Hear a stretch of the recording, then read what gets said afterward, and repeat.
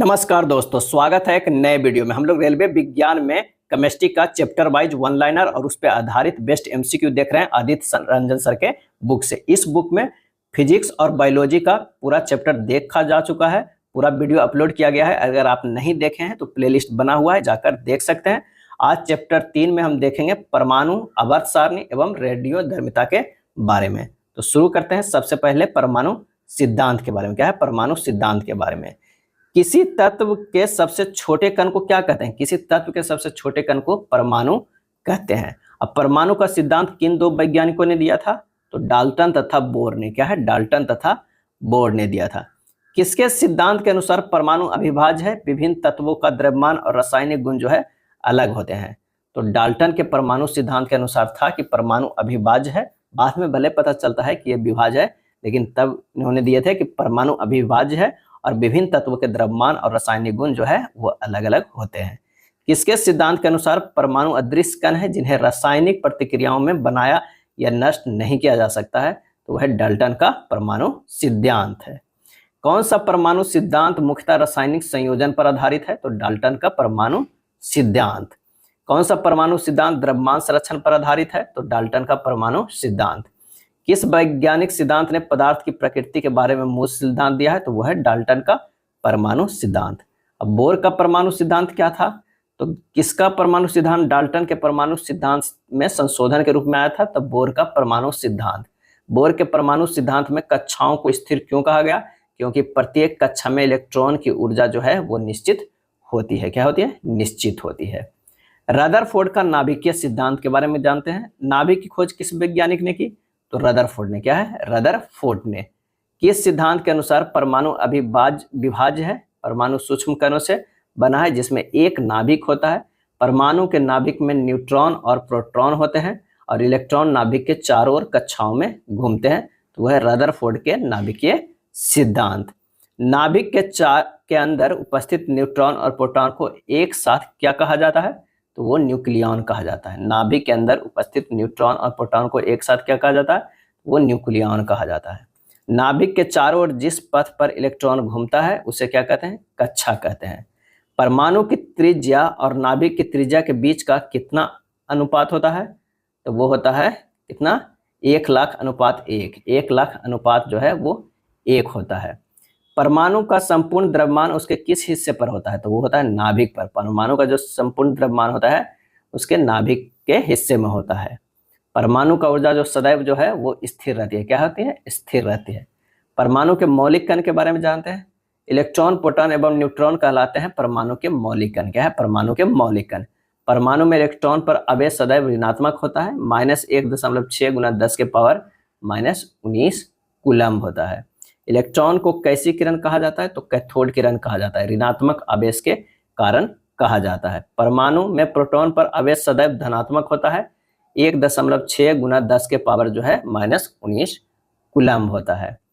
Proton को कैसी किरण कहा जाता है? प्रोटॉन को कैसी किरण कहा जाता है? तो एनोड किरण कहा जाता है धनात्मक आवेश के कारण।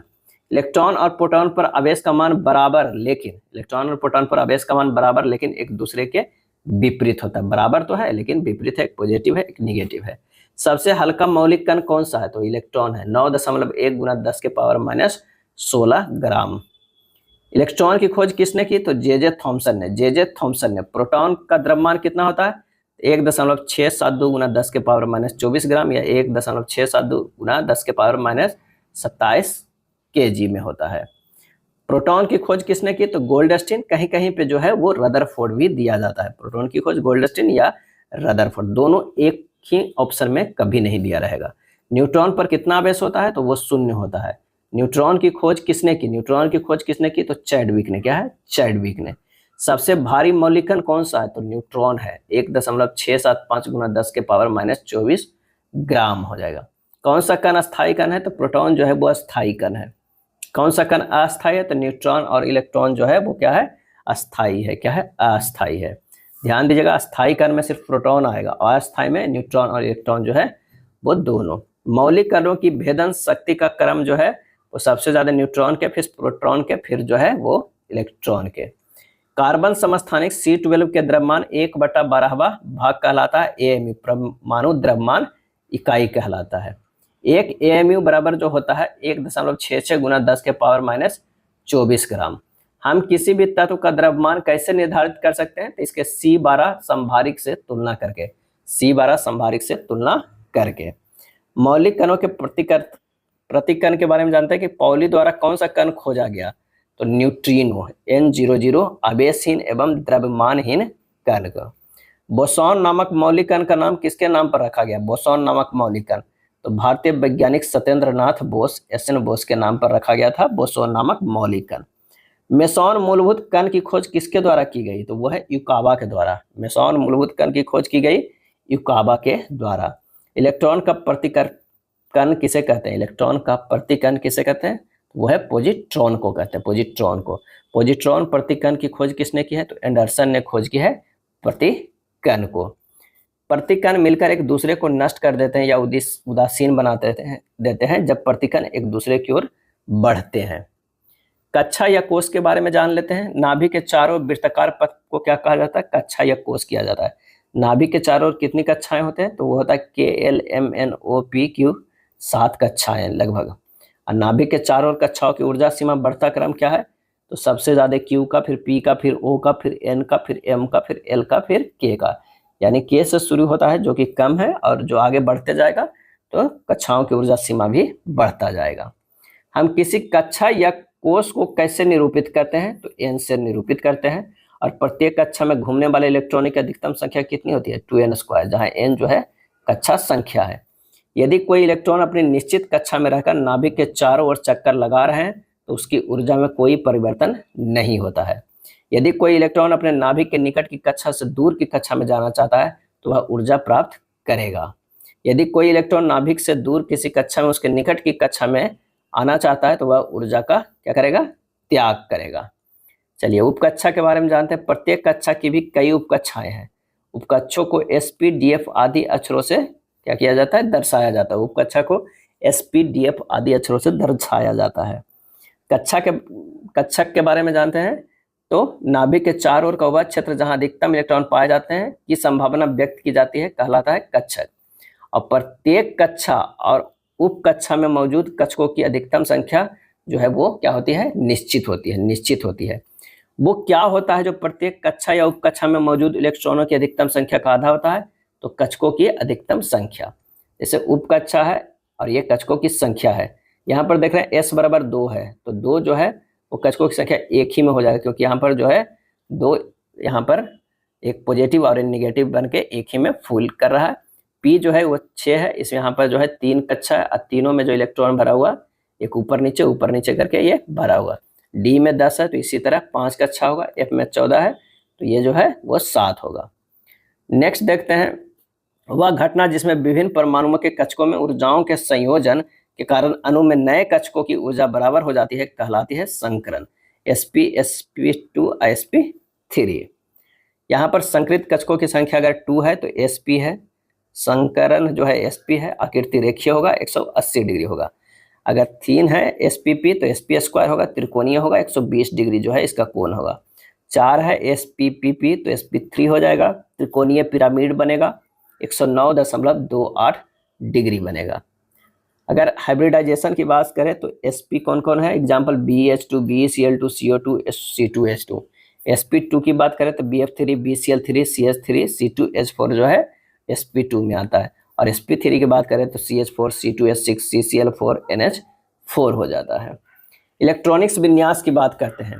इलेक्ट्रॉन पहले कम ऊर्जा वाले कक्ष में प्रवेश करता है, फिर जो है उच्च ऊर्जा वाले कक्षों में उसी क्रम में प्रवेश करते हैं। इसको कहा जाता है इलेक्ट्रॉनिक्स विन्यास। इलेक्ट्रॉनिक्स विन्यास को अफवाउ सिद्धांत भी कहा जाता है। अब देख सकते हैं इलेक्ट्रॉनिक्स विन्यास यहाँ पर इस तरह निकाला जाता है। 1s 2s, उसके बाद होगा 2p 3s, उसके बाद होगा 3p 4s, उसके बाद यहाँ से होगा 3d 4p 5s। इस तरह जो हमारा ये बनते जाएगा। अगर इसकी एनर्जी लेवल की बात करें तो 1s greater than 2s greater than 2p greater than 3s greater than 3p greater than 4s, इसी तरह जो है ये बढ़ते हुए क्रम में आएगा। यहाँ पर 2 का इलेक्ट्रॉनिक्स विन्यास जो है दिया गया है जो कि अपवाद में है। ऐसे अपवाद में जो आता है वो क्रोमियम आता है, Cu आता है, Ag आता है और Au आता है। यहाँ जो है 4s1 3d5 है, जबकि होना चाहिए 4s2 3d4 होना चाहिए। क्यों? क्योंकि इससे पहले जो वेनेडियम का होता है वो कितना होता है, 23 होता है।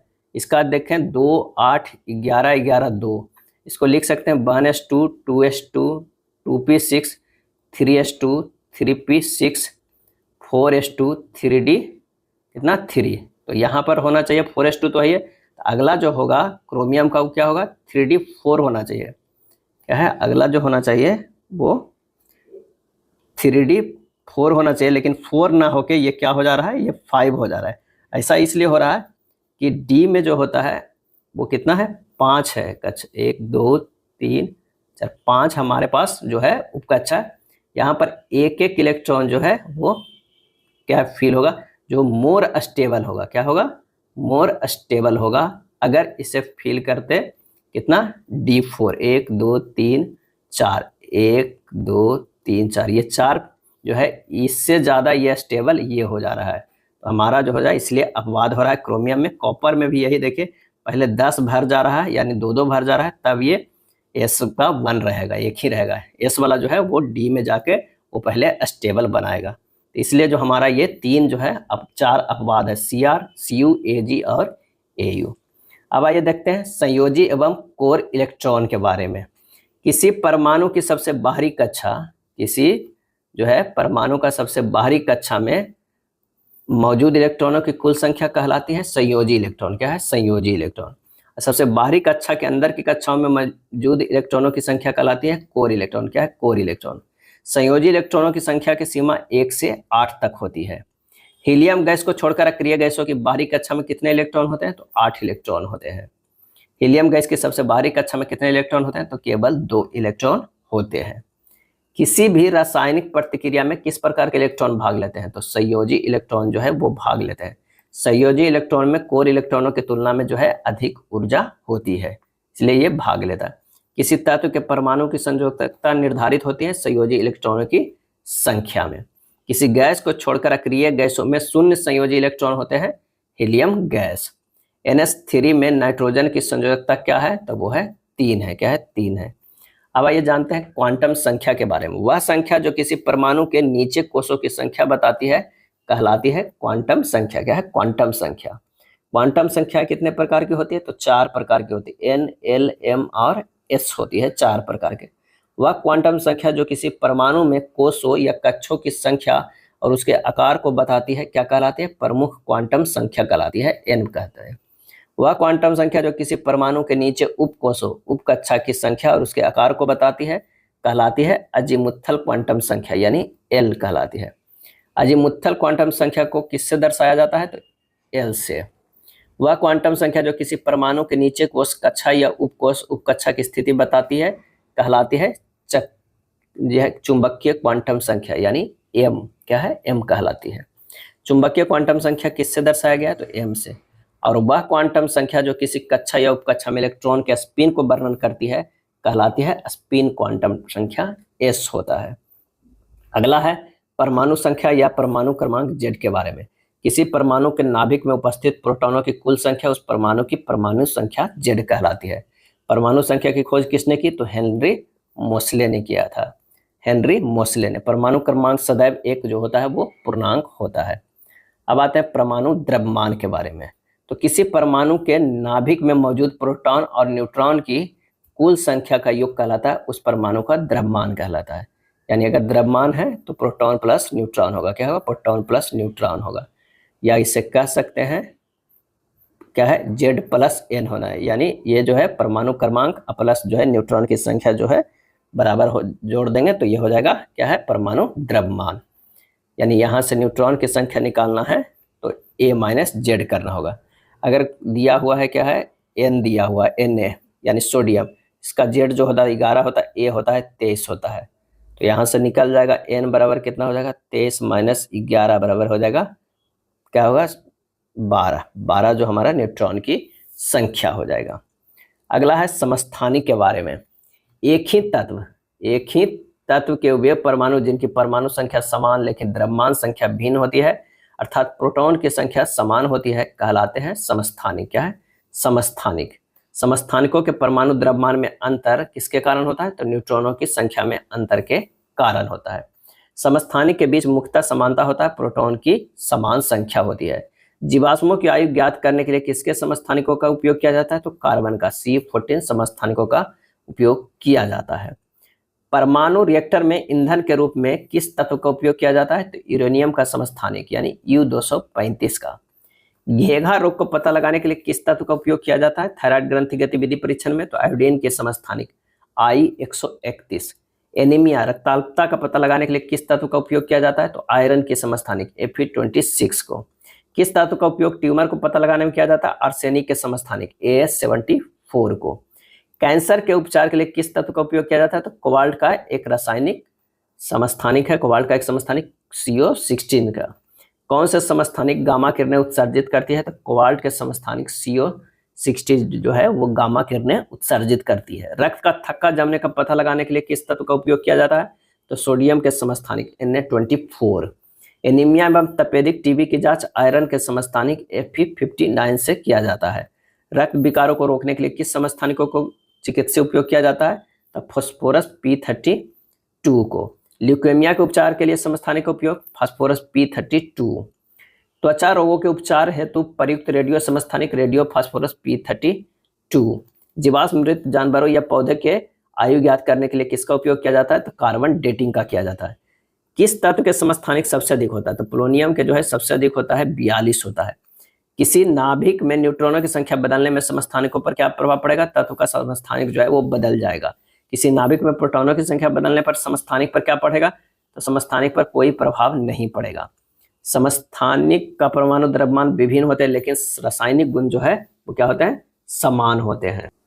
विभिन्न परमाणु जिनका परमाणु भार A समान होता है कहलाते हैं समभारिक। विभिन्न परमाणु जिनकी परमाणु संख्या Z अलग होती है किंतु परमाणु भार समान होते हैं कहलाते हैं समभारिक। किसी तरह का स्टेटमेंट पूछा जा सकता है, उसका हो सके समभारिक। समान न्यूट्रॉन वाले विभिन्न तत्वों को कहा जाता है समन्यूट्रॉनिक आइसोटोनिक। समन्यूट्रॉनिक आइसोटोनिक। समान इलेक्ट्रॉन संख्या वाले विभिन्न तत्वों को कहा जाता है सम इलेक्ट्रॉनिक। क्या है? ये होगा सम न्यूट्रॉनिक या आइसोटोनिक, ये होगा सम इलेक्ट्रॉनिक। अब आइए अणु परमाणुकता के बारे में जानते हैं। किसी यौगिक का सबसे छोटा कण कहलाता है अणु। किसी यौगिक का सबसे छोटा कण कहलाता है अणु। और दो या दो से अधिक परमाणुओं के रासायनिक संयोजन से बनने वाले नए पदार्थ को कहते हैं अणु कहते हैं। पदार्थ का सबसे छोटा कण जो है वो अणु है। और परमाणु रासायनिक रूप से संयोजित होकर क्या बनते हैं? अणु बनते हैं। अणुओं की संख्या कभी भी ऋणात्मक नहीं हो सकती है, कभी भी ऋणात्मक नहीं हो सकती है। किसी अणु में परमाणुकता की कुल संख्या कहलाती है परमाणुता। क्या कहलाती है? परमाणुता। अक्रिय gas helium, argon, neon, krypton, xenon, radon है वो है मोनोपरमाणु अणु है। अक्रिय गैसों में परमाणुता जो होती है वो क्या होती है? तो वो परमाणुता होती है 0। क्या है? परमाणुता जो होती है वो 0 होती है। यौगिक के गठन करने वाले परमाणुओं की संख्या कहलाती है, क्या कहलाती है? परमाणुता कहलाती है। यौगिक के गठन करने वाले परमाणुता की संख्या जो कहलाती है वो कहती है परमाणुता। और अक्रिय गैसों की परमाणुता जो होती है वो 1 होती है। ध्यान दीजिएगा, 0 नहीं, कितना होती है अक्रिय गैसों की परमाणुता? वो होती है 1 होती है। उदाहरण, अगर ये यौगिक के गठन करने वाले परमाणुओं की संख्या परमाणुता जो हो जाएगा तो ये हो जाएगा कौन कौन? NH4 के होल ट्वाइस SO4 अणु में परमाणुओं की संख्या क्या होगा? Hydrogen H8, nitrogen 2, oxygen 4, sulphur 1, तक कुल परमाणु कितना हो गया? 15 हो गया। NH4 के होल ट्वाइस SO4 में जो हो जाएगा वो कितना हो जाएगा? तो ये हो जाएगा कुल परमाणु कितना? 15 हो जाएगा। क्या है? 15 हो जाएगा। अब आइए जानते हैं अवोगाद्रो संख्या के बारे में। किसी भी पदार्थ के 1 मोल में परमाणु, अणुओं और आयनों की संख्या बराबर होती है अवोगाद्रो संख्या 6.022 गुना 10 के पावर 23। कौन सी एक संख्या जो पदार्थ में मौजूद परमाणुओं की निश्चित संख्या को व्यक्त करती है? तो वो है मोल संख्या। क्या है? मोल संख्या। मोलों की संख्या होती है पदार्थों के दिया गया द्रव्यमान बटा आणविक द्रव्यमान। किसी भी गैस के 1 मोल का आयतन कितना होता है? तो 22.4 लीटर। 22.4 लीटर। 22.4 लीटर में अणुओं की संख्या किसके बराबर होती है? तो अवोगाद्रो की संख्या के बराबर 6.022 गुना 10 के पावर 23 के बराबर। मूलानुपाती सूत्र या आणविक सूत्र किसे कहते हैं? तो किसी यौगिक के अणु में मौजूद परमाणुओं के सबसे सरल अनुपात को व्यक्त करने वाले सूत्र को कहा जाता है मूलानुपाती सूत्र। किसी यौगिक के अणु में मौजूद परमाणुओं के सबसे सरल अनुपात को व्यक्त करने वाले सूत्र को कहा जाता है मूलानुपाती सूत्र। एक से अधिक यौगिकों के मूलानुपाती सूत्र जो है वो समान हो सकता है। आणविक सूत्र बराबर जो होता है n गुना मूलानुपाती सूत्र, जहां n बराबर 1 2 3 4 है। n बराबर आणविक सूत्र बटा मूलानुपाती सूत्र। अगर आणविक सूत्र बेंजीन का C6H6 है तो मूलानुपाती सूत्र CH है। हाइड्रोजन पेरोक्साइड के H2O2 है तो HO है। इथेन का है C2H6 तो CH3 है। H2O के H2O। अनुभार बराबर होगा 2 गुना वाष्प घनत्व। वाष्प घनत्व VD बराबर आणविक सूत्र बटा 2 होगा। नेक्स्ट देखते हैं आवर्त सारणी के बारे में। सबसे पहले देखते हैं डोबराइन टॉरॉयड के बारे में, यानी डोबरेन के त्रिक के बारे में। डोबराइन के त्रिक की उपलब्धि क्या है कि तत्वों के गुणों को परमाणु द्रव्यमान से जोड़ने का पहला प्रयास किया गया। समान गुण वाले तत्वों को 3 समूहों में किसने रखा? तो डोबराइन ने रखा। समान गुण वाले तत्वों को 3 समूहों में रखा डोबराइन। समान गुण वाले तत्वों को 3 समूहों में रखना कहा जाता है त्रिक या टॉरॉयड कहा जाता है। किस नियम के अनुसार मध्य वाले परमाणु द्रव्यमान दोनों तरफ के तत्वों के द्रव्यमान का औसत होता है? तो वो त्रिक टॉरॉयड के नियम के अनुसार होता है। क्या है? टॉरॉयड के नियम के अनुसार होता है। क्या था इसमें कि Li प्लस K को भागा दे दीजिए 2 से तो वो आ जाएगा Na, क्योंकि 6.39 जो हो जाएगा भागा 2 देंगे 22.95 तो 23 का जो परमाणु भार होगा किसका है? Na के बराबर है। Ca प्लस Ba के भागा 2 करेंगे तो ये Sr बनता है। क्यों? क्योंकि Ca का जो है परमाणु द्रव्यमान 40, Ba के 137.2 भागा 2 करेंगे तो 88.65 आएगा और 88.7 जो है वो Sr का परमाणु द्रव्यमान है। प्लेटिनम उत्प्रेरक की खोज सर्वप्रथम किसने की? तो डोबराइन ने किया था प्लेटिनम उत्प्रेरक की खोज। अब प्रेडिक्ट टेबल में एक और नियम आता है न्यूलैंड्स का अष्टक नियम। अष्टक का नियम किस वैज्ञानिक ने दिया? तो न्यूलैंड्स ने। अष्टक नियम में ज्ञात तत्वों की संख्या था वो 56 था। ये कई बार प्रश्न पूछा जाता है कि अष्टक नियम में ज्ञात तत्वों की संख्या कितनी थी? तो 56 थी। किस नियम में जो है, किस नियम में तत्वों को बढ़ते परमाणु द्रव्यमान के आधार पर व्यवस्थित किया गया था? तो न्यूलैंड के अष्टक नियम में बढ़ते परमाणु द्रव्यमान के आधार पर व्यवस्थित किया गया था। किस नियम में 8वें तत्व का गुण पहले तत्व के गुण के समान था? तो न्यूलैंड के अष्टक नियम में। इसमें कहा गया था कि जो 8वें तत्व का गुण होगा पहले तत्व के गुणों के बराबर होगा। न्यूलैंड्स तालिका में हाइड्रोजन के साथ कौन से तत्व रखे गए थे? तो CO और Na को। किसे रखा गया था? CO यानी कोबाल्ट को और निकेल को। Fe आयरन में कोबाल्ट और निकेल जैसे गुण होते हैं, लेकिन इसे दूर रखा गया था न्यूलैंड के अष्टक नियम में। न्यूलैंड्स तालिका किस तत्व से समाप्त होती थी? तो थोरियम से। न्यूलैंड्स तालिका जो है वो किस तत्व से समाप्त हो जाती थी? तो यह है थोरियम पे। ये भी कई बार प्रश्न पूछा गया है, कई बार ये पूछा गया किस पे समाप्त होती है? तो यह है थोरियम पे। अब आते हैं मेंडलीव की आवर्त सारणी पे। परमाणु द्रव्यमान के आधार पर आवर्त सारणी का निर्माण किसने किया? मेंडलीव ने। मेंडलीव की आवर्त सारणी के समय ज्ञात तत्वों की संख्या कितनी थी? तो 63 थी। यह भी कई बार पूछा गया है कि मेंडलीव की आवर्त सारणी के समय ज्ञात तत्वों की संख्या कितनी थी? 63 थी। परमाणु द्रव्यमान और तत्व के भौतिक एवं रासायनिक गुणों के बीच संबंध किसने स्थापित किया? तो मेंडलीव की आवर्त सारणी ने। आवर्त एवं वर्गों के बारे में किसने बताया है? तो मेंडलीव की आवर्त सारणी ने। मेंडलीव की आवर्त सारणी के अनुसार जो है आवर्त का तात्पर्य क्षैतिज पंक्ति है और समूह का तात्पर्य जो है वो क्या है? शीर्ष स्तंभ है। जब अक्रिय गैस की खोज हुई तो इसे आवर्त सारणी के किस ओर रखा गया था? तो बाईं ओर रखा गया था। मेंडलीव की आवर्त सारणी में किस तत्व को निश्चित स्थान नहीं दिया गया था? तो हाइड्रोजन को जो है निश्चित स्थान नहीं दिया था। कुछ स्थानों पर अधिक द्रव्यमान वाले तत्व पहले पाए गए और कम द्रव्यमान वाले तत्व बाद में। यह क्या है? तो वह यह मेंडलीव की आवर्त सारणी के जो अवगुण था। अवगुण था क्योंकि कम द्रव्यमान वाले तत्व बाद में पाए गए और ज्यादा द्रव्यमान वाले पहले पाए गए। मेंडलीव ने अपना असमान गुणों वाले तत्वों को एक समूह में रखा। मेंडलीव की आवर्त सारणी का ये अवगुण था। उसके बाद आया आधुनिक आवर्त सारणी, जिसे दिया मोसले ने, यानी मोसले की आधुनिक आवर्त सारणी। आधुनिक आवर्त सारणी का निर्माण किसने किया? मोसले ने किया। आधुनिक आवर्त सारणी किस पद्धति पर आधारित है? तत्वों की बढ़ती परमाणु संख्या पर आधारित है।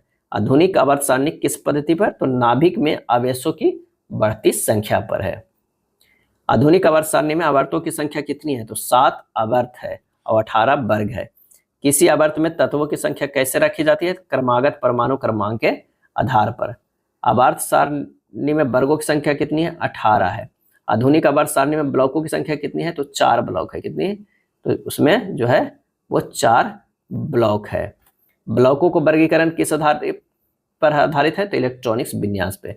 यहाँ जो है ये पीरियडिक टेबल यहाँ बना हुआ है, देख सकते हैं। यहाँ जो है इसे याद कर सकते हैं, हेलेना कब्र से फरार, इसे याद कर सकते हैं, बेर महगी कर सरकार बहुत रोई, और इसे बाबू अली गया इंडिया थैला लेकर, ये कर सकते हैं काशी जैसन पायल, ये नाना पापा ऐसा सब बीमार पे याद कर सकते हैं, और इसे याद कर सकते हैं ओसे से टेप्पो करके, और ये तो जो है सबको याद रहता है फ्लोरीन क्लोरीन ब्रोमीन आयोडीन, ये सब का है। और अक्रिय गैस जो है helium neon argon krypton xenon radon है। और यहाँ पर जो देख रहे हैं ये डी ब्लॉक का एलिमेंट है। क्या है? ये डी ब्लॉक का एलिमेंट है। और ये जो होता है वो एस ब्लॉक का, और ये जो होता है वो पी ब्लॉक का। क्या है? पी ब्लॉक का। और जो ये हमारे पास आता है वो होता है एफ ब्लॉक का। क्या है? एफ ब्लॉक का जो है, इसमें लेंथेनाइड और एक्टिनाइड सीरीज होता है, एफ ब्लॉक में आता है। अगला देखते हैं एस ब्लॉक के बारे में जानते हैं। इलेक्ट्रॉनिक्स विन्यास जो होता है NS1 या NS2 होता है।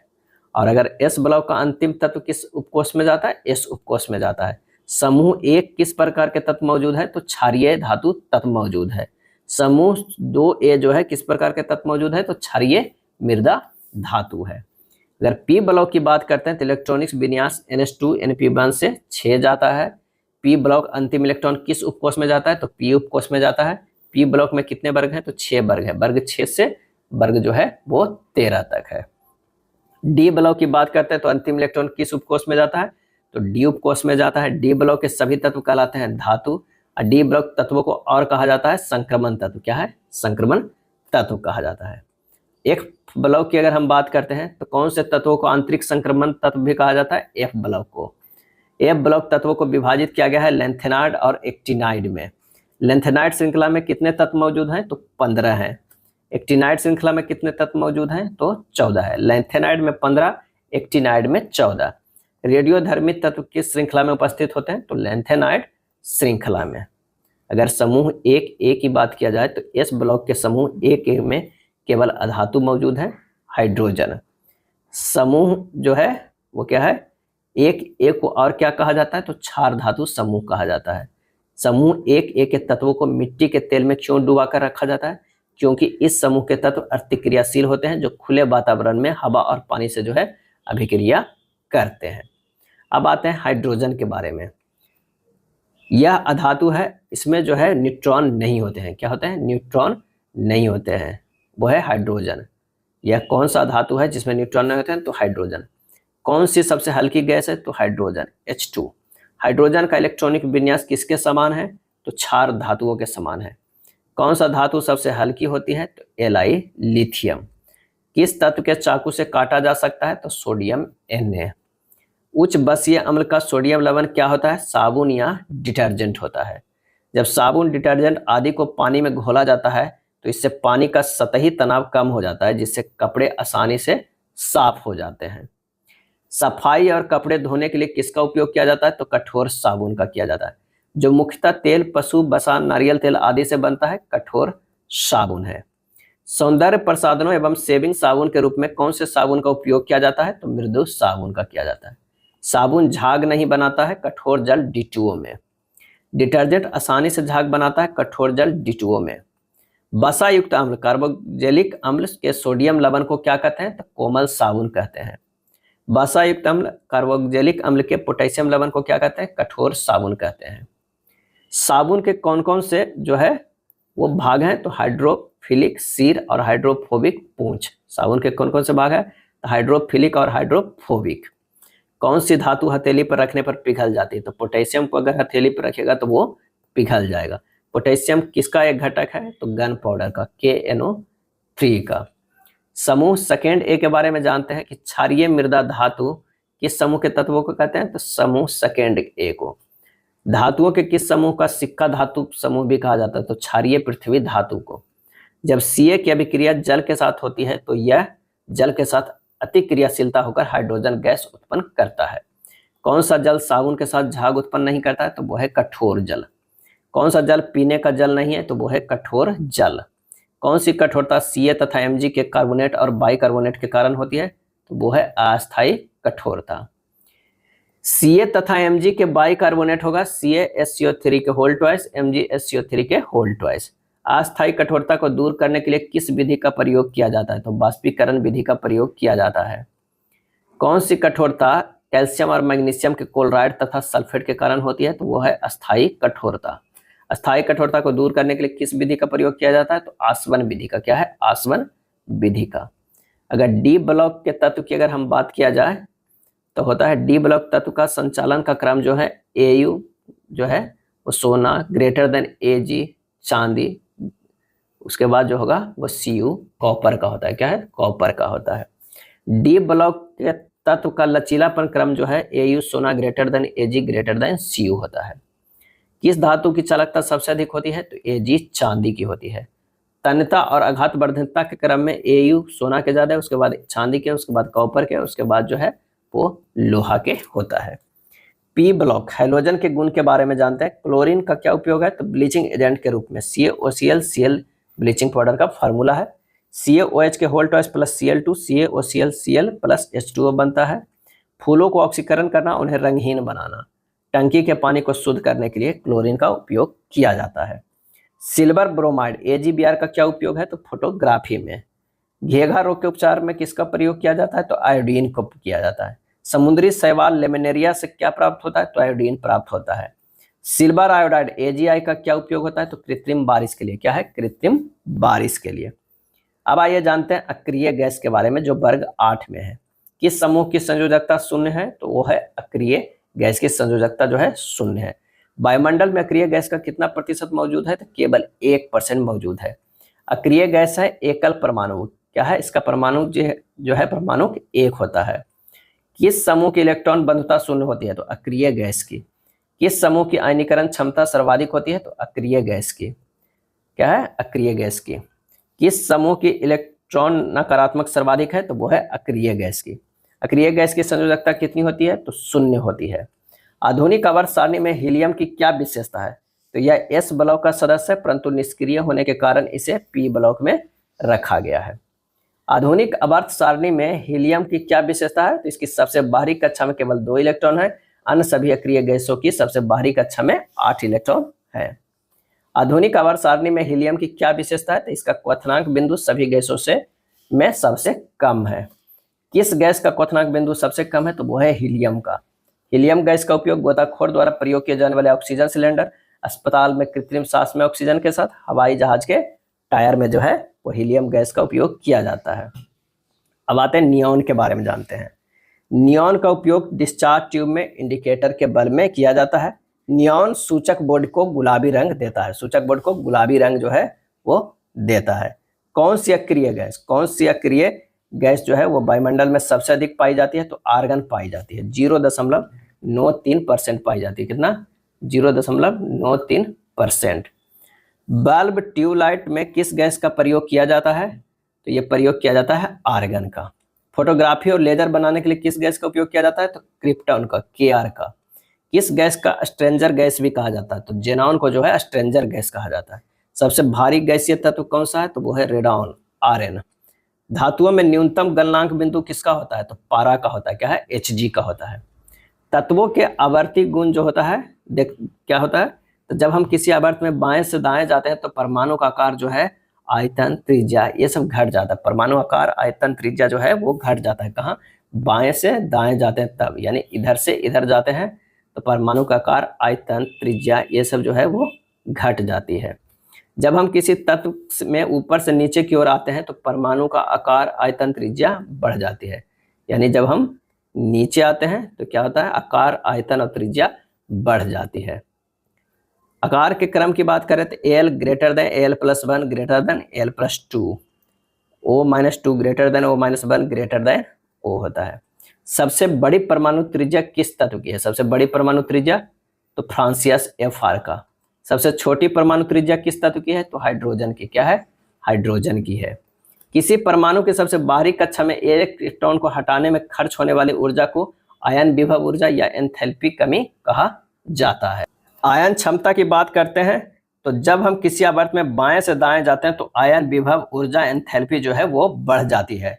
जब हम समूह में ऊपर से नीचे की ओर आते हैं तो आयन विभव ऊर्जा, एंथैल्पी जो है वो कम हो जाती है। वह गुण जिसके कारण यह अबंध युग्म को अपनी ओर आकर्षित करता है विद्युत ऋणात्मकता कहलाता है। विद्युत ऋणात्मकता, जब हम किसी आवर्त में बाएं से दाएं जाते हैं तो विद्युत ऋणात्मकता जो है वो बढ़ती है। जब हम किसी समूह के ऊपर से नीचे की ओर जाते हैं तो विद्युत ऋणात्मकता कम हो जाती है। बाहरी कक्षा में इलेक्ट्रॉन को शामिल करने में खर्च या जारी की गई ऊर्जा को कहा जाता है इलेक्ट्रॉन बंधुता। क्या है? इलेक्ट्रॉन बंधुता। जैसे जैसे हम किसी आवर्त में बाएं से दाएं जाते हैं क्या होता है? इलेक्ट्रॉन बंधुता जो है वो बढ़ती है।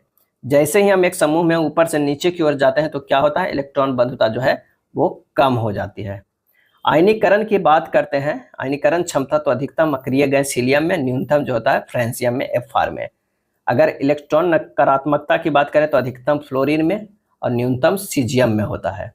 इलेक्ट्रॉन बंधुता जो है अधिकतम क्लोरीन में होता है, न्यूनतम जो है वो अक्रिय गैस में होता है।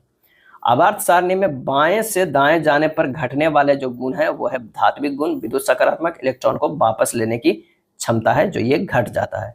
और आवर्त में बाएं से दाएं जाने पर बढ़ने वाला जो गुण है वो है गैर धातु गुण। विद्युत ऋणात्मकता इलेक्ट्रॉन ग्रहण की क्षमता जो है ये बढ़ने वाला है।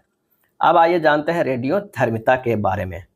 वे तत्व जिनकी परमाणु संख्या 82 से अधिक है तथा ऐसे तत्वों के नाभिक स्थिर नहीं रहते हैं तथा स्थिरता प्राप्त करने के लिए वे लगातार किरणें उत्सर्जित करते रहते हैं, ऐसे तत्वों को कहा जाता है रेडियोधर्मी तत्व। क्या कहा जाता है? रेडियोधर्मी तत्व। तत्वों एवं किरणों का निरंतर प्रसंस्करण करना कहलाता है रेडियोधर्मिता कहलाता है। रेडियोधर्मिता की खोज वैज्ञानिक किया था हेनरी बेकरेल ने। क्या है? हेनरी बेकरेल ने रेडियोधर्मिता की खोज किया था। रेडियोधर्मिता की इकाई क्या है? तो वो है बैकरेल। क्या है? बैकरेल। प्राकृतिक रेडियोधर्मी पदार्थ के उदाहरण है uranium you, thorium T, polonium PO और रेडियम जो है वो आरए। ये सब प्राकृतिक रेडियोधर्मी पदार्थ है।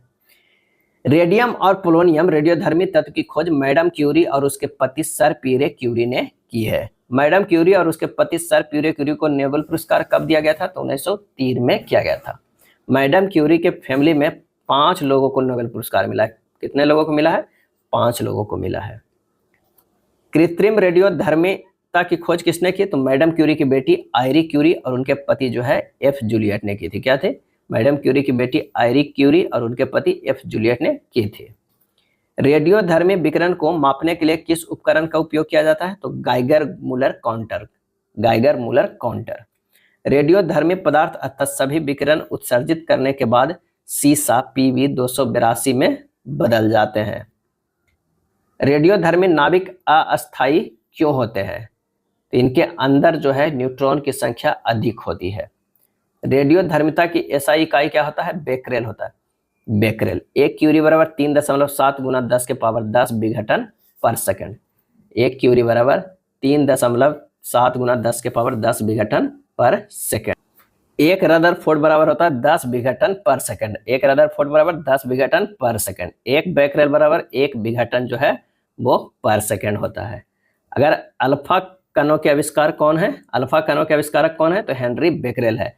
अल्फा कण है क्या है? एक धनावेशित किरण है। अल्फा कण पर कितना धनात्मक आवेश मौजूद होता है? तो धनात्मक आवेश की 2 इकाइयां मौजूद होता है। अल्फा कण का द्रव्यमान कितना होता है? हाइड्रोजन के द्रव्यमान का 4 गुना होता है। अल्फा कण कैथोड की ओर क्यों विचलित हो जाता है?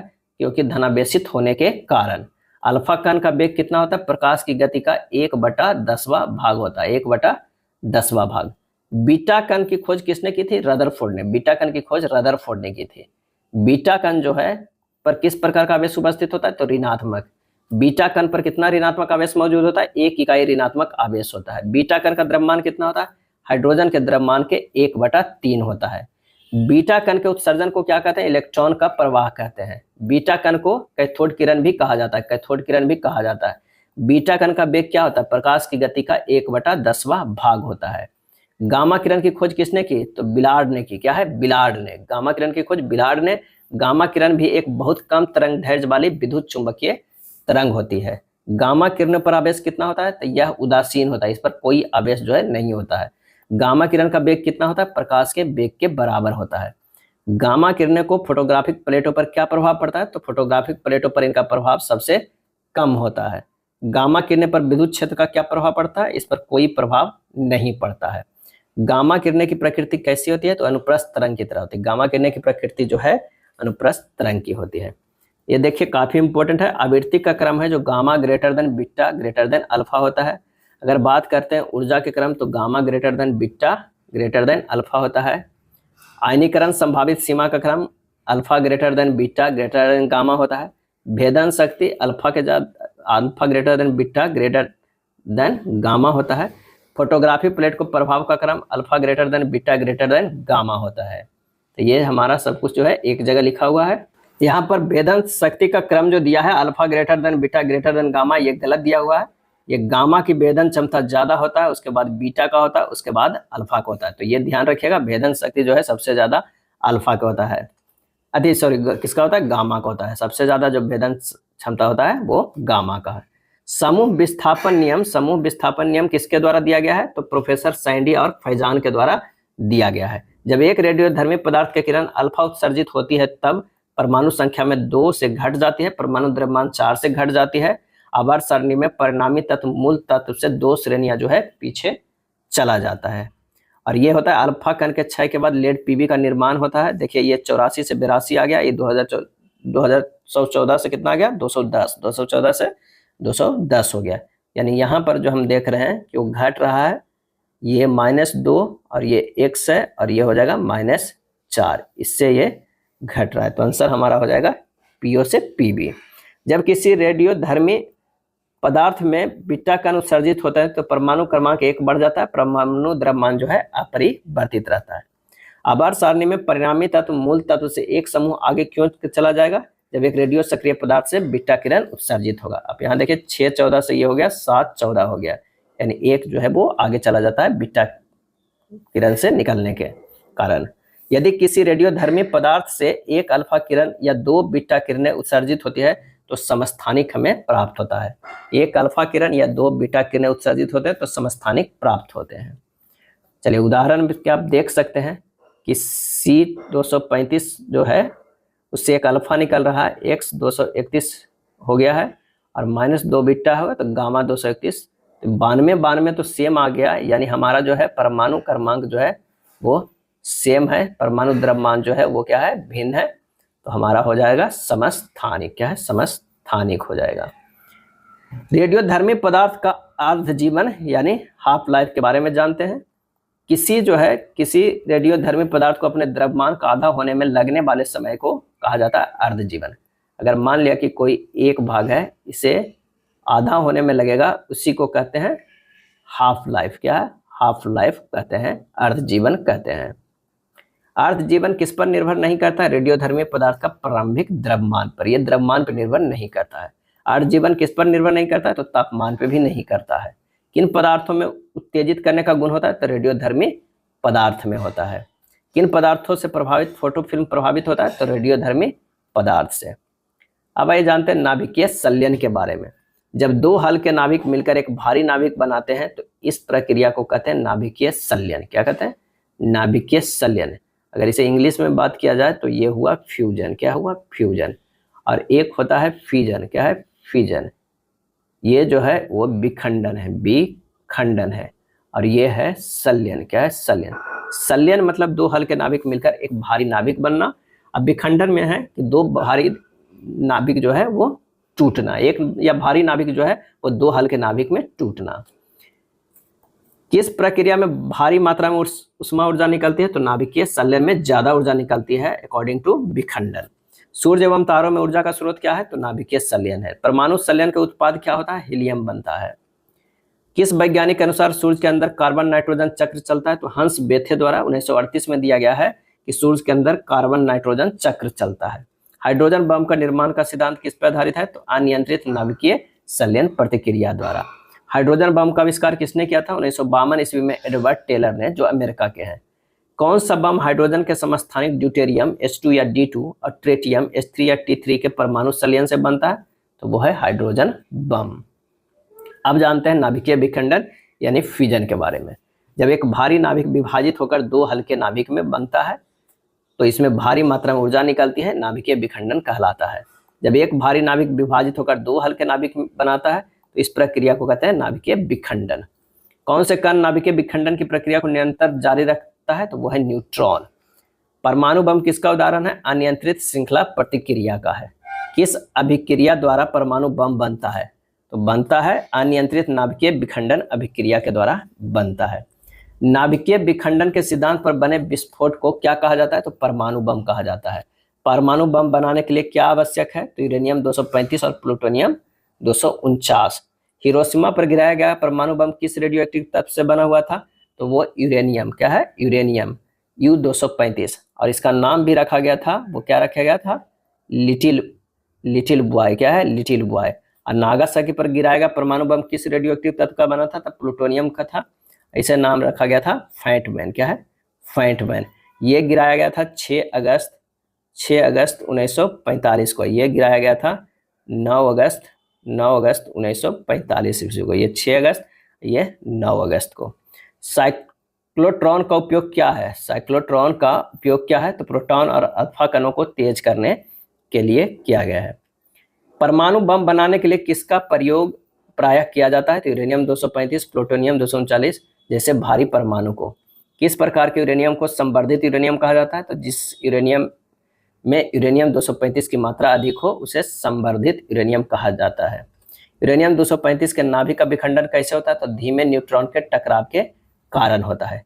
यूरेनियम 238 का नाभिक धीमे रेडियो न्यूट्रॉन द्वारा विखंडित नहीं किया जा सकता है।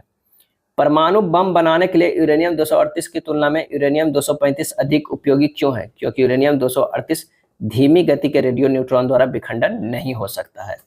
एक अच्छे शीतलक का आवश्यक गुण क्या है? तो इसमें न्यूट्रॉन को अवशोषित करने की क्षमता कम होनी चाहिए। प्रकृति में यूरेनियम 235 की मात्रा बहुत कम है, अतः यूरेनियम 235 का निर्माण यूरेनियम के विखंडन से होता है। जब यूरेनियम 235 की मात्रा कृत्रिम रूप से बढ़ाई जाती है तो इसे संवर्धित यूरेनियम कहा जाता है। यूरेनियम 235 के नाभिक का विखंडन में कितने द्रव्यमान की क्षति होती है? तो 0.124 AMU द्रव्यमान की। एटॉमिक मास यूनिट है AMU का पूरा नाम। किस प्रकार के बम से जीव जंतु और मनुष्य नष्ट हो जाते हैं लेकिन इमारतों को कोई नुकसान नहीं होता है? तो वो है न्यूट्रॉन बम। न्यूट्रॉन बम से जो है वो जीव जंतु मनुष्य नष्ट हो जाएगा लेकिन इमारत को कोई नुकसान नहीं होगा। न्यूट्रॉन बम का निर्माण किस वर्ष हुआ था? तो 1977 ईस्वी में हुआ था। हाइड्रोजन बम परमाणु बम से कितने गुना शक्तिशाली है? तो 1000 गुना शक्तिशाली है। यूरेनियम 235 का उपयोग परमाणु रिएक्टर में ईंधन के रूप में क्यों किया जाता है? क्योंकि यह विभाजित हो जाता है। अब आते हैं परमाणु रिएक्टर के बारे में। परमाणु रिएक्टर के आविष्कारक कौन थे? तो एनरिको फर्मी। क्या है? Enrico Fermi. परमाणु रिएक्टर की स्थापना क्यों की गई? तो नियंत्रित नाभिकीय संलयन अभिक्रियाओं के लिए की गई। परमाणु रिएक्टर का क्या उपयोग है? तो इसका उपयोग परमाणु ऊर्जा को उष्मा में बदलने के लिए किया जाता है, विद्युत ऊर्जा का उत्पादन करने के लिए। परमाणु रिएक्टर में मॉडरेटर मंदक के रूप में किस यौगिक का उपयोग किया जाता है? तो D2O और ग्रेफाइट का उपयोग किया जाता है। परमाणु रिएक्टर में मॉडरेट मंदक का क्या कार्य है? न्यूट्रॉन की गति को कम करना। यह सब कई बार एग्जाम में पूछा जाता है कि मंदक के रूप में किसे उपयोग किया जाता है, क्या कार्य है। बोरोन और कैडियम को क्या कहा जाता है? तो नियंत्रित छड़े कहा जाता है। Control rod. नियंत्रित छड़ों का क्या उपयोग है? यह न्यूट्रॉन को अवशोषित करता है। एक न्यूट्रॉन की गति को कम करता है मॉडरेटर और यह न्यूट्रॉन को अवशोषित करता है। जो 3 हमारे पास न्यूट्रॉन निकलता है, जब टकराने के बाद दिया जाता है न्यूट्रॉन, तो यहाँ से 3 न्यूट्रॉन बाहर निकलता है और 2 न्यूट्रॉन को अवशोषित कर लिया जाता है नियंत्रित छड़ के द्वारा। एक जो न्यूट्रॉन है फिर से यूरेनियम 235 पे टकराता है, तब इससे फिर से 3 न्यूट्रॉन निकलता है। इसी तरह ये बार बार प्रोसेस चलता है, 2 को फिर से इसे नियंत्रित कर लिया जाता है। इसलिए इसे परमाणु बम जो होता है अनियंत्रित होता है, लेकिन रिएक्टर में जो परमाणु रिएक्टर होता है वो नियंत्रित होता है। नाभिकीय रिएक्टर में जर्कोनियम जेडर का उपयोग अनिवार्य रूप से क्यों किया जाता है? क्योंकि यह न्यूट्रॉन को अवशोषित करता है। सोडियम और पोटेशियम की तरल मिश्र धातु शीतलक के रूप में कार्य करती है। एक अच्छे शीतलक का आवश्यक गुण क्या है? कि इसमें न्यूट्रॉन को अवशोषित करने की क्षमता जो है वो कम होनी चाहिए। वह परमाणु रिएक्टर जिनकी सहायता से अधिक विखंडन योग्य पदार्थ का उत्पादन किया जाता है कहलाता है ब्रीडर रिएक्टर। क्या है? Breeder reactor. परमाणु बलों का सिद्धांत किसने प्रतिपादित किया था? तो हिदेकी युकावा ने। परमाणु बम के आविष्कारक कौन थे? Robert Oppenheimer. Robert Oppenheimer. और परमाणु बलों के सिद्धांत प्रतिपादित किया था हिदेकी युकावा ने। भारत में परमाणु बम के विकास का मुख्य वास्तुकार कौन था? तो डॉक्टर राजा रमन्ना। डॉक्टर राजा रमन्ना। पहली भारतीय परमाणु रिएक्टर कौन है? तो अप्सरा है, जो 4 अगस्त 1956 में स्थापित हुआ था। किसके द्वारा? तो USA के द्वारा। ईंधन के रूप में थोरियम का उपयोग करने वाला विश्व का पहला रिएक्टर कौन सा है? तो वो है कामनी, जिसकी क्षमता जो है 300 किलोवाट है। जिन रिएक्टर जिन परमाणु रिएक्टरों का उपयोग ऊर्जा उत्पादन में अनुसंधान उद्देश्यों के लिए किया जाता है उन्हें क्या कहा जाता है? शून्य शक्ति रिएक्टर। क्या है? शून्य शक्ति रिएक्टर। अब आइए इससे जुड़े प्रमुख एमसीक्यू देख लेते हैं। किस पदार्थ के एक मोल में उपस्थित परमाणु या अणुओं या आयनों की संख्या कहलाती है? किसी पदार्थ के एक मोल में उपस्थित परमाणु या अणुओं या आयनों की संख्या कहलाती है, तो वो कहलाती है अवोगाद्रो संख्या कहलाती है। बोhr की कक्षाओं में स्थिर कहा जाता है क्योंकि, इसका सही आंसर हो जाएगा उनमें इलेक्ट्रॉनों की ऊर्जा निश्चित होती है। रदरफोर्ड ने के अल्फा कण प्रकीर्णन प्रयोग के परिणाम स्वरूप निम्नलिखित की खोज हुई है, और इसका आंसर हो जाएगा परमाणु में नाभिक। मेंडलीव के आवधिक कानून में कहा गया है, मैंने मेंडलीव के जो ये है प्रेडिक्टेबल, उसमें कहा गया है, क्या कहा गया है कि तत्वों के गुण उनके परमाणु द्रव्यमान के आवधिक कार्य है। क्या है? आवधिक कार्य है। मेंडलीव की आवर्त सारणी के बारे में निम्नलिखित में कौन सा कथन जो है वो सही नहीं है? सही नहीं है। तो मेंडलीव की आवर्त सारणी में हाइड्रोजन को एक निश्चित स्थान दिया गया था, ये सही नहीं है। उस समय उत्कृष्ट गैसों की खोज नहीं हुई थी। क्षार धातुओं की तरह हाइड्रोजन, हेलोजन, ऑक्सीजन और सल्फर के साथ प्रतिक्रिया करके समान सूत्र वाले यौगिक बनाता था। मेंडलीव की आवर्त सारणी में आइसोटोप का कोई विशिष्ट स्थान नहीं दिया गया था, तो हमारा जो आंसर हो जाएगा डी हो जाएगा। आधुनिक आवर्त सारणी किसके द्वारा दी गई थी? तो ये मोस्ले के द्वारा दी गई थी, ए हो जाएगा। मेंडलीव की आवर्त सारणी की मुख्य सीमा क्या है? मुख्य सीमा जो है वो क्या है? तो आवर्त सारणी में हाइड्रोजन का कोई निश्चित स्थान नहीं दिया जा सकता, ये मुख्य सीमा है। न्यूलैंड का अष्टक नियम किनके साथ अच्छा काम करता है? न्यूलैंड का अष्टक नियम, तो इसका आंसर हो जाएगा ऑप्शन बी, केवल हल्के तत्व के साथ जो है अच्छा काम करता है। न्यूलैंड द्वारा किन दो तत्वों को एक ही खांचे में रखा गया था? इसका सही जवाब हो जाएगा वो है कोबाल्ट और निकेल को। जैसे ही हम आवर्त सारणी के एक समूह में नीचे जाते हैं, इलेक्ट्रॉन बंधुता जो हो जाएगा वो क्या हो जाएगा? तो वो हो जाएगा घट जाती है। आधुनिक आवर्त सारणी में किसी आवर्त में चलते समय परमाणु संख्या की प्रवृत्ति क्या है? और इसका सही आंसर हो जाएगा वो हो जाएगा डी, परमाणु क्रमांक 1 इकाई बढ़ जाता है। प्रश्न है कि निम्नलिखित में से कौन द्विपरमाणिक है? द्विपरमाणिक, तो ये एक परमाणविक, ये एक है, ये एक है, तो ये जो है CH4 होता है, इसमें 2 है, तो आंसर हो जाएगा सी। एक परमाणु की द्रव्यमान संख्या 23 है, तो परमाणु संख्या 11 है, तो प्रोटॉन की संख्या कितनी होगी? तो जितना परमाणु संख्या होगी उतना ही प्रोटॉन की संख्या होगी, तो आंसर हो जाएगा 11, 13 के ए हो जाएगा। सबसे बाहरी कक्षा में समायोजित किए जा सकने वाले इलेक्ट्रॉनों की अधिकतम संख्या जो होगी वो कौन सा होगा? तो वो होगा 8 होगा। निम्नलिखित में कौन बैलेंस इलेक्ट्रॉनों की अधिकतम संख्या प्रदर्शित करता है? आंसर हो जाएगा वो हो जाएगा पी। क्या है? पी। उन बुनियादी आवश्यकताओं की पहचान करें जिन्होंने वैज्ञानिकों को तत्वों के वर्गीकरण की ओर प्रेरित किया है, तो ये हो जाएगा तत्वों के विभिन्न गुणों में कुछ पैटर्न की पहचान, आंसर हो जाएगा बी। आधुनिक आवर्त सारणी में परमाणु आकार समूह में नीचे की ओर बढ़ता है क्योंकि, आंसर हो जाएगा कोषों की संख्या बढ़ती है। सही क्रम को पहचानिए। ABCDE क्रमशः समूह 15, 16, 17 आवर्त सारणी की पंक्तियां 1 से 4 की उपस्थिति में तत्वों की परमाणु संख्या है, जैसा कि नीचे दिए गए चित्र में दर्शाया गया है। इसका जो सही आंसर हो जाएगा D greater than B greater than E greater than C greater than A हो जाएगा। डोब्राइन के टॉयट्स में तत्वों को किस प्रकार लिखा गया था? इसका सही जो आंसर हो जाएगा वो हुआ बढ़ते परमाणु द्रव्यमान के साथ समूह में नीचे लिखा गया था। भारत ने अपने पहले परमाणु उपकरण का परीक्षण कहाँ किया था? इसका सही आंसर हो जाएगा 20 के बी हो जाएगा। क्या हो जाएगा? 20 के बी हो जाएगा। और ये स्माइलिंग बुद्धा जो है, स्माइलिंग बुद्धा कोड रखा गया था पहले परमाणु परीक्षण का। खाली स्थान ने एटम बम का आविष्कार किया, और इसका आंसर होगा जे रॉबर्ट ओपेनहाइमर ने। अल्फा बीटा तथा गामा किरणों की भेदन क्षमता को अवरोही क्रम में सजाना है। क्या? अवरोही क्रम में सजाना है, यानी घटते क्रम में, तो गामा बीटा अल्फा हो जाएगा। Gamma greater than beta greater than alpha, answer हो जाएगा बी। कार्बन तिथि निर्धारण में कार्बन की कौन सा समस्थानिक प्रयुक्त होता है? और इसका आंसर हो जाएगा ए, केवल C6C14 प्रयोग होता है। हाल ही में कौन सी खोज विज्ञान के क्षेत्र में एक बड़ी सफलता के रूप में मानी जाती है? तो वह है गुरुत्वाकर्षण तरंगों का पता लगाना, गुरुत्वाकर्षण तरंगों का पता लगाना। यह था केमिस्ट्री का चैप्टर नंबर 3। अगर वीडियो अच्छा लगा तो लाइक एंड शेयर कर दीजिएगा। धन्यवाद।